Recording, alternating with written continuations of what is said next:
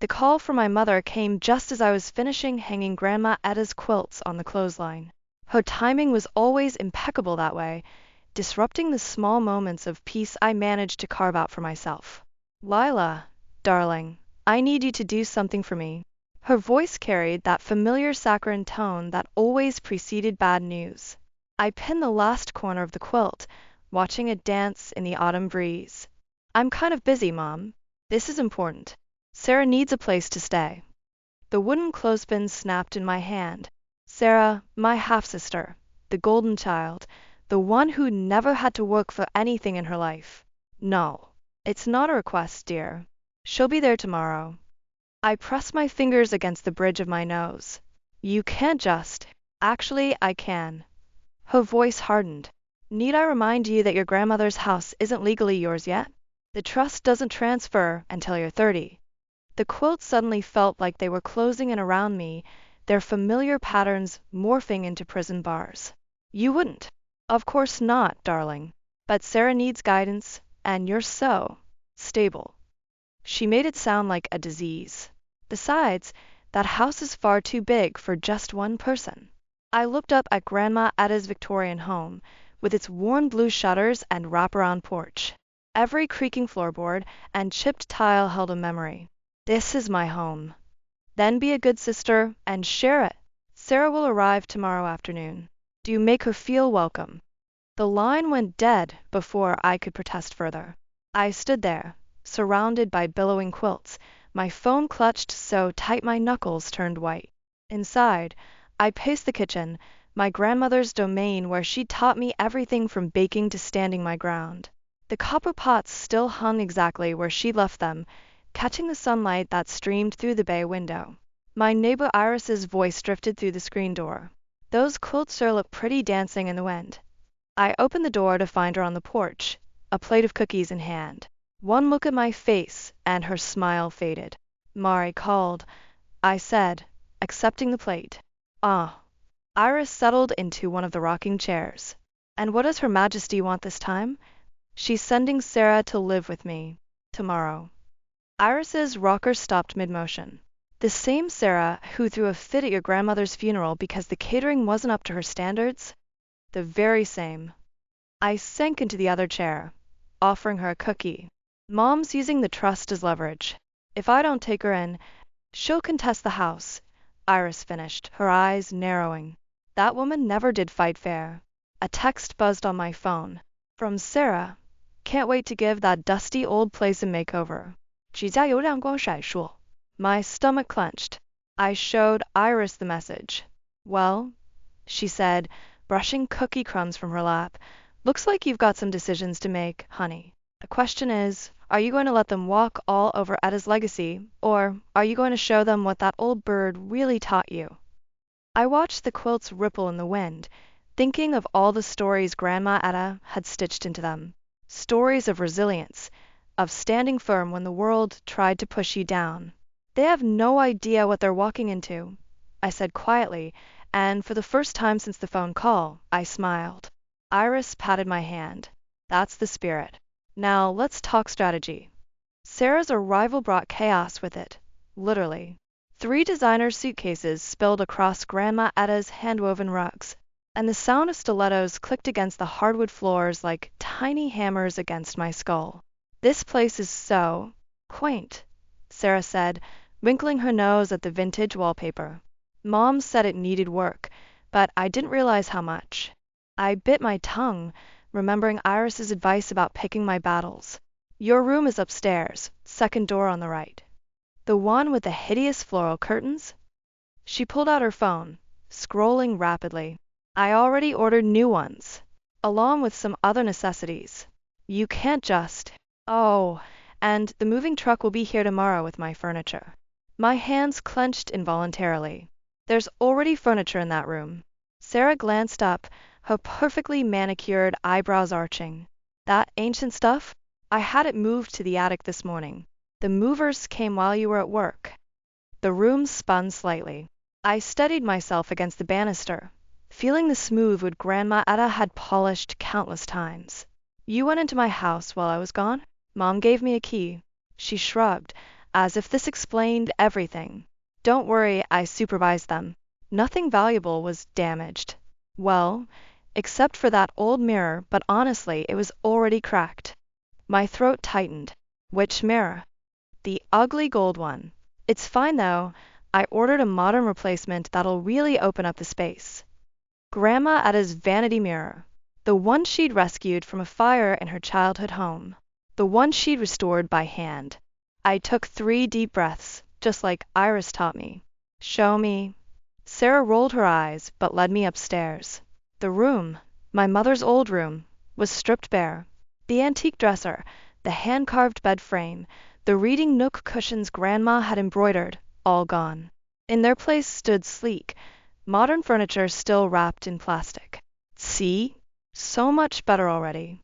Sarah bounced on the mattress that had replaced Grandma's 4-poster bed. Though these floors really need updating. I'm thinking hardwood. Stop. My voice came out steadier than I felt. Where's the mirror? Attic. Though honestly, you should just let me. I was already moving, climbing the narrow stairs to the attic. The space was chaos, furniture piled haphazardly, boxes stacked without care. And there, propped against a trunk, was Grandma's mirror. A jagged crack split its surface from corner to corner. Something inside me cracked too. I descended to find Sarah on her phone again. The contractors can start next week.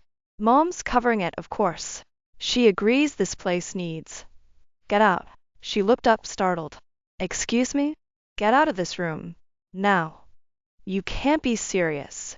Mom said. I don't care what Mom said. This is my house, and you, my voice caught. You don't get to erase her.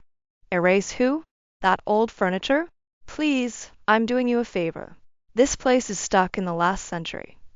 I stepped closer, feeling something shift inside me, something cold and determined. You have 2 choices. Either you move everything back exactly as it was, or you can explain to Mom why you're sleeping in a hotel. You wouldn't dare. The trust. Try me. Our eyes locked. For the first time, I saw uncertainty flicker across her perfect features. Fine, she huffed. I'll cancel the contractors. But I'm not moving all that heavy stuff myself. No, I said, already pulling out my phone. You're going to help me move every single piece back, and then we're going to have a long talk about boundaries. She opened her mouth to argue, but something in my expression made her stop. Good. Let her see what she was really dealing with. Because this wasn't just about furniture or a broken mirror. This was war, and I'd learned from the best how to fight without drawing blood. Grandma Ada would be proud. The letter from Berkeley University fell from Sarah's purse while I was cleaning up another of her breakfast messes.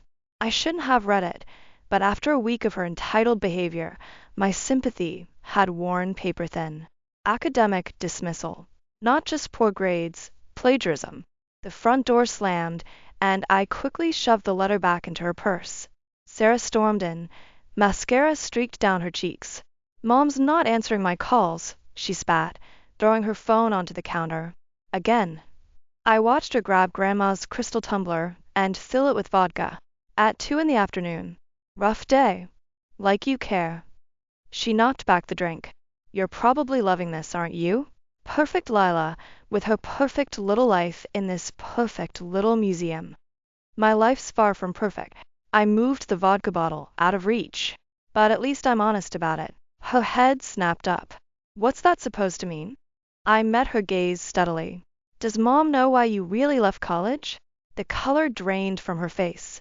For a moment, I saw past the designer clothes and practiced sneer to something raw and frightened. Then the mask slipped back into place. You went through my things? She grabbed her purse, clutching it like a shield. You had no right. Like you had no right to move Grandma's furniture? Or break her mirror? That's different, Mom said. Mom's not here. I stepped closer. It's just us, Sarah. No audience, no one to perform for. Why don't you tell me what really happened?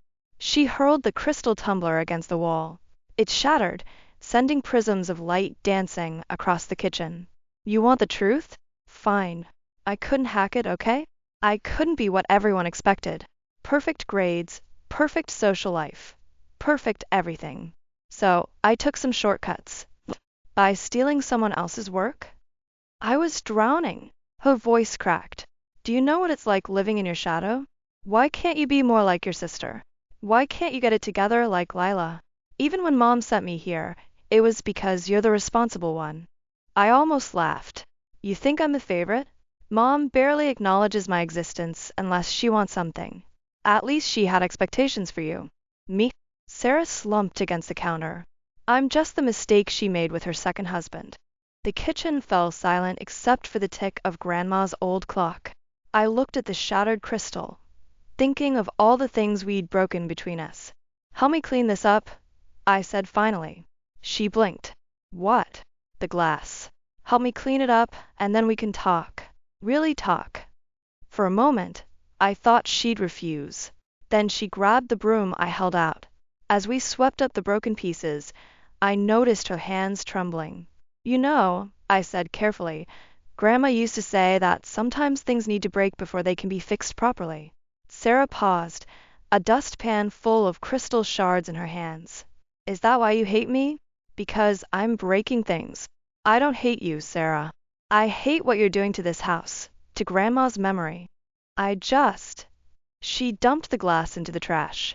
I needed to change something, to feel like I had control over something. I thought of the letter in her purse, of all the pressure she must have faced. There are better ways to take control. She looked around the kitchen, at the space she'd been trying so hard to erase. Will you show me? It wasn't an apology, but it was a start. And maybe, just maybe, there was something worth salvaging here, if we could both let go of our weapons long enough to try. First, I said, let me tell you about the woman who built this house with her own 2 hands. The bass from Sarah's impromptu party rattled Grandma's china cabinet, each vibration threatening to topple the delicate teacups inside. I'd returned from my late shift to find our tentative peace shattered along with my hopes of progress. It's just a few friends, Sarah had said earlier when I caught her setting up. Now, at midnight, a few friends had multiplied into dozens of strangers sprawled across every surface of our home. Someone stumbled into Grandma's reading chair, sloshing red wine onto the hand-stitched cushions. Another group was using her antique coffee table for beer pong. I found Sarah in the kitchen, perched on the counter where Grandma had taught me to roll pie crust, surrounded by admirers. Oh my God, you should have seen her face when I redecorated, she was saying. Like I'd committed murder or something. It's just furniture. The room fell silent as I stepped in. Sarah's smile faltered for a fraction of a second before brightening artificially. Lila, you're home early. This needs to end. Now. Don't be such a buzzkill. She hopped down, swaying slightly. We're celebrating. Celebrating what? Mom called. She's giving me access to my trust fund early. No more slumming it here. She gestured grandly, nearly knocking over a bottle. I'm moving out next week. The news should have brought relief. Instead, it felt like a punch to the gut. When were you planning to tell me? I just did. She turned to her audience. See what I mean? So dramatic. A crash from the living room made me flinch. Sarah rolled her eyes. Relax, I'll replace whatever it is. Like you replaced Grandma's mirror? Her friends exchanged glances, sensing the shift in atmosphere. Sarah waved them away. Give us a minute, guys. Once we were alone, her facade cracked slightly. Look, I know I messed up with the mirror, but this isn't about the mirror. I grabbed a stranger's hands as they reached for Grandma's prized copper pots. This is about respect. For this house, for me, for yourself. Oh, please. You're not my mother.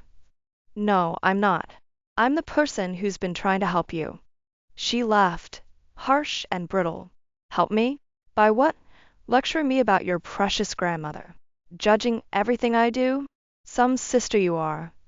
Sister? I stepped closer, lowering my voice. Sisters don't use each other. They don't destroy what matters most to each other for entertainment. Something flickered in her eyes, guilt, maybe, or fear. Then her phone buzzed. She glanced at it, and her expression hardened. Mom says hi, she said sweetly. She also mentioned something interesting about the trust conditions for the house. Apparently, if the property isn't properly maintained. The threat hung in the air between us. Through the doorway, I could see more people arriving, bringing chaos with them. So here's the deal, Sarah continued. The party stays. And if you try to stop it. She shrugged. Well, I'm sure Mom would love to hear about all the damage happening to her investment. In that moment, I saw our mother in her, the same calculated manipulation, the same casual cruelty. But I also saw something else, desperation, the kind that comes from never feeling good enough. I thought of the college dismissal letter, of her earlier vulnerability, of all the ways fear can make us cruel. Okay, I said quietly. She blinked, thrown off balance. Okay, the party can stay. But first, let me show you something in the attic. Because sometimes the best revenge isn't destruction, it's forcing someone to face the truth about themselves. And I knew exactly which box of family photos would do just that. Sarah followed me upstairs, unaware she was walking into a different kind of confrontation altogether. The old photo albums lay scattered across the attic floor, their pages spread like broken wings. Sarah sat cross-legged among them, her party forgotten downstairs as she stared at a photograph of our mother, young, carefree, holding a baby that wasn't her. She looks happy, Sarah whispered, tracing Mom's smile with a fingertip. I've never seen her look at me like that. I pulled another album from the trunk. Keep looking. The music thumped below us, but up here time seemed suspended between heartbeats. Sarah flipped through more pages, her perfectly manicured nails trembling slightly. When did she change? She didn't. I handed her the second album. This is from after she left. The contrast was stark. Mom in designer suits, her smile practiced, professional. A succession of photos showing her achievements, her new life, her new family. Sarah appeared in these, always perfectly dressed, always slightly apart. I don't understand, Sarah said. Why show me this? Because you're not the first person she's abandoned. I reached for Grandma's jewelry box, pulled out a folded letter. Or the last one she'll try to control. The letter was dated 3 months ago. Mom's elegant handwriting detailed her plans for modernizing the house once she gained control. Plans that had nothing to do with preservation and everything to do with profit. Sarah's face paled as she read. The trust fund, she never intended to give it to me, did she? She needed you to create enough chaos that she'd have reason to intervene. The words tasted bitter. I'm just sorry I didn't see it sooner. A crash from downstairs made us both jump. Sarah's phone buzzed, Mom's name lighting up the screen. She stared at it, then deliberately pressed ignore. All this time, she said quietly, I thought if I just tried harder, proved myself. Her laugh was hollow. God, I'm such an idiot. You're not an idiot. You're her daughter. I closed the album gently. We both are. That's why she knows exactly how to play us against each other. Sarah stood abruptly, swaying slightly. I have to stop the party. We both know it's too late for that. Then what do we do? For the first time since she arrived, she looked her age, young, scared, lost. I thought of Grandma Etta, of all her lessons about standing your ground, about choosing your battles wisely. We give her exactly what she wants. What? The chaos she's expecting. Just not quite the way she planned it. I pulled out my phone. But first, we need to make a few calls. Sarah's eyes widened as I dialed. Who are you calling? Iris. And then a lawyer I know. I met her gaze steadily. The question is, are you with me? Really with me? She looked down at the photos again, at the mother who had shaped us both through absence and manipulation. Then she straightened her shoulders, something of Grandma's steel showing through. What do you need me to do? First, we're going to document everything downstairs. Every bit of damage, every drunk guest. Then we're going to call the police on our terms. Mom will be furious. That's the point. I held out my hand, ready to disappoint our mother together. She took it, her grip firm despite her trembling. I think I've been ready my whole life. Downstairs, the party raged on, but up here in the attic, surrounded by the ghosts of our past, something new was taking shape. Something that felt less like revenge and more like revolution. Mom had taught us well how to be weapons against each other. Now it was time to show her we'd learned to be shields instead. The police lights painted the Victorian's facade in alternating red and blue, a twisted parody of Christmas. Drunk college students stumbled across Grandma's lawn while officers took statements. And there, emerging from her Mercedes like an avenging angel, stood our mother. "What have you done?" Her voice cut through the chaos, aimed directly at me. Not at Sarah, who stood beside me on the porch. Not at the officer documenting the damage. At me. "Exactly what you wanted," I said, keeping my voice steady. "Created enough chaos to justify your intervention." Her perfect composure slipped for just a moment. "I don't know what you're talking about. The trust conditions?" Sarah stepped forward. "The plans to modernize the property? We found your letter, Mom." Mom's eyes narrowed, reassessing the battlefield. "I see you've both been busy spinning stories. Officer, I'd like to press charges for the property damage." "Against your own daughters?" Iris appeared at my side, clutching a familiar-looking envelope. "Stay out of this." Mom's smile turned sharp. "This is a family matter." "Exactly why I'm here." Iris handed the envelope to the officer. "These are copies of letters showing premeditated intent to manipulate property ownership through manufactured incidents. I believe that's relevant to your investigation." Mom's mask cracked completely.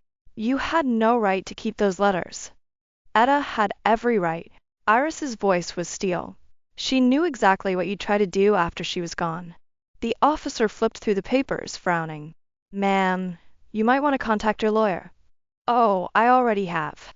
Mom pulled out her phone. In fact, a new voice cut in. "You might want to hear this first." A man in a suit approached, holding up his phone. A recording played, Mom's voice discussing her plans to use Sarah to force a property transfer. "Who are you?" Mom demanded. "James Chun, Estate Law. Your daughters retained me this evening." He smiled thinly. "Those trust conditions you were counting on? They work both ways. Attempting to manipulate property transfer through fraudulent means automatically terminates your oversight rights." The color drained from Mom's face. "You can't prove." "The party was their idea, wasn't it?" Sarah's voice shook. "You told me to cause problems. To push Lila until she snapped. You used me."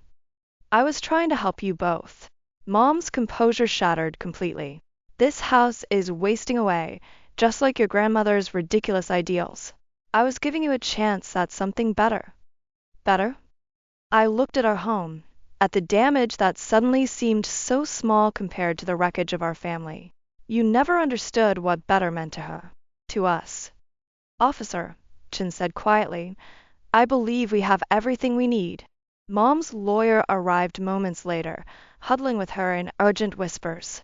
The party guests were cleared out, statements taken, evidence documented. Through it all, Sarah and I stood our ground on the porch, watching our carefully laid traps spring shut. But as Mom's car pulled away, the victory felt hollow. The house stood wounded behind us, its rooms echoing with fresh scars. And despite everything, a part of me ached at the fury and betrayal in our mother's eyes. "What happens now?" Sarah asked, her voice small. I looked at the broken porch railing, the trampled flower beds, the empty wine bottles scattered across Grandma's lawn. So much damage, inside and out. Now we rebuild. All of it. Together? The question hung between us, fragile as spun glass. I thought of Grandma Etta, of all her lessons about forgiveness being harder than revenge, but ultimately more worthwhile. Together, I said and meant it. But first, we need to fix that railing before someone falls through it. Sarah picked up a broken spindle, managing a weak smile. Grandma would have hated seeing it like this. "Then let's make it right."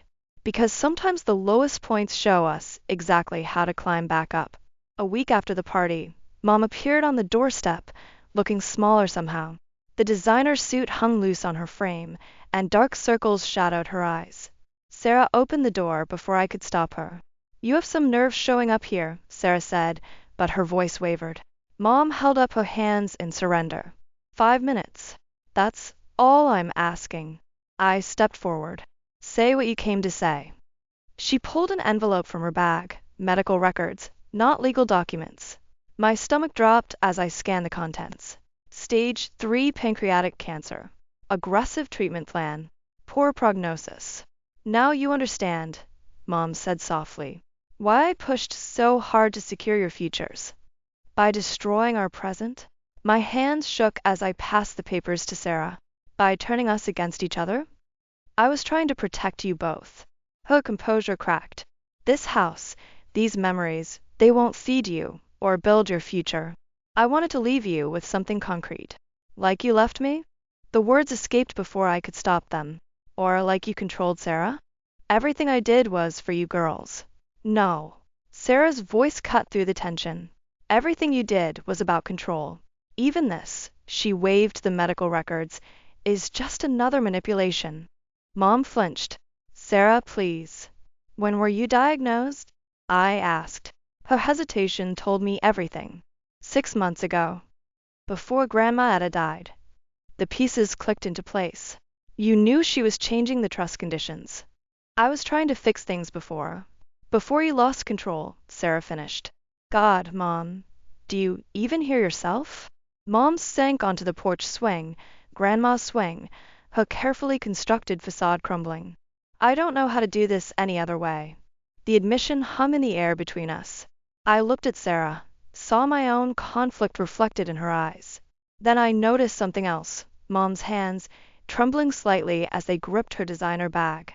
The same way mine shook when I felt lost. We're not asking you to do anything, I said finally. We're telling you how it's going to be. Mom's head snapped up. If you want to be part of our lives, I continued, you do it our way. No manipulation, no control, just honesty. And if I can't, then you'll face your illness alone. The words hurt to say, but they needed saying. Your choice. Some choice, she whispered. More than you ever gave us, Sarah said, but her tone had softened slightly. Mom stood, smoothing her suit with shaking hands. And if I agree, what then? I thought of Grandma Etta, of all her lessons about forgiveness and boundaries, about building bridges without letting yourself drown. Then you can come to dinner. Sunday nights. We'll start there. Just dinner? Just dinner, Sarah confirmed. No lawyers, no trust discussions, no renovation plans. Mom looked at the house behind us, really looked at it, maybe for the first time. At the repaired porch railing, the fresh paint, the careful blend of old and new that Sarah and I had created together. I'm not very good at just dinner, she admitted. We know. I held open the door. But you can learn, if you want to. She hesitated on the threshold, looking more human than I'd ever seen her. I don't deserve this chance. Probably not, Sarah said, taking her arm. But we're giving it anyway, because that's what family does, the real kind, not the kind you try to force us to be. Mom stepped inside, and for a moment, I saw 3 generations of women reflected in Grandma's hallway mirror, the ones here, and the one watching over us. All of us broken in our own ways, but maybe, just maybe, ready to heal. 3 months later, I found the letter while Sarah and I cleaned out the attic. It was tucked inside Grandma Etta's old recipe box, beneath her famous apple pie instructions.